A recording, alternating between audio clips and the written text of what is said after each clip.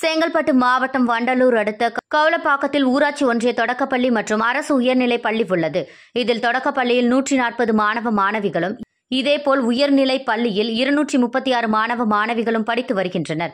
இந்நிலையில் பொது பணித்துறை சார்பில் நபார்டு வங்கி நிதியுடன் ரூபாய் 85.44 லட்சம் மதிப்பீட்டில் 4 வகுப்பறைகள் கொண்ட கூடுதல் கட்டிடம் கட்டி முடிக்கப்பட்டது.